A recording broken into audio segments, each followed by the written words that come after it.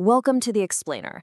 Today, we're diving into something that's absolutely fundamental to your entire IB journey: academic integrity. And look, this isn't just about a bunch of rules to memorize. It's really the bedrock of everything you're going to learn and create. So, I know a lot of you are probably knee-deep in Criterion A right now, really laying the foundation for your big projects. This is honestly the perfect time to get crystal clear on what the IB expects when it comes to academic integrity. That way, you can move forward feeling totally confident that the work you submit is 100% yours. You know, it's so easy to see academic integrity as just a list of things you can't do. But it's so much deeper than that. At its core, it's about being principled, which, hey, is one of the main values of an IB learner, right? It's all about building a foundation of trust and honesty in everything you do. In this quote right here from the IB learner profile, it just hits the nail on the head. This isn't some random rule the IB cooked up. It's a fundamental part of what it means to be an IB student.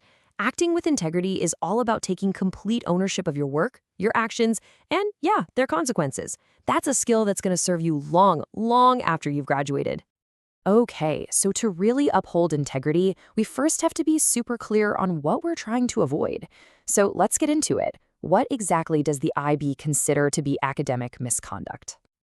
Let's take a look at the official IB definition here. Now, there are a couple of phrases you really gotta focus on: deliberate or inadvertent, and gaining an unfair advantage. This is so important because it means that even mistakes you didn't mean to make can still be considered misconduct if they end up creating an unfair situation. Let's break that down a bit. A deliberate act? Well, that's pretty obvious, right? It's when you intentionally set out to cheat, like buying an essay online or something. But an inadvertent act, like maybe you were rushing to meet a deadline and you just plain forgot a citation, that also falls under misconduct. The IB takes both very seriously because, in the end, the result is the same: somebody got an unfair advantage. So, now that we've got a handle on the what, let's talk about the how. How can you actually practice academic integrity in your everyday work? Well, the IB lays out some really clear responsibilities for you as a student. It really starts with just knowing the rules. It's on you to understand both your school's academic policy and the IB's. From there, it's all about producing honest work, crediting every single source you use, and this one's a biggie: speaking up if you see something. Because academic integrity isn't just on you, it's a responsibility we all share. And let's get into boundaries for a second. It's so important to be careful about the help you're getting. You know, feedback from a teacher is great, but a tutor or some online service doing the work for you, that's crossing a line. And the same thing goes for helping your friends. Collaboration is awesome, but giving undue assistance is not. And please, don't forget your digital life. What you do online counts too. Okay, this all makes sense, but it does bring up a pretty big question. What happens if these responsibilities aren't met? What's the actual process when a student's integrity is called into question? All right, when a suspicion of misconduct comes up, the first thing to know is that it's not some automatic guilty verdict. The IBD has a very formal, very structured investigation process to make sure every single case is handled fairly. So let's walk through what that actually looks like. As you can see, it's a step-by-step process. It starts with a suspicion, which then triggers a school-led investigation that has to follow IB guidelines. And notice a really key part of this: your voice matters.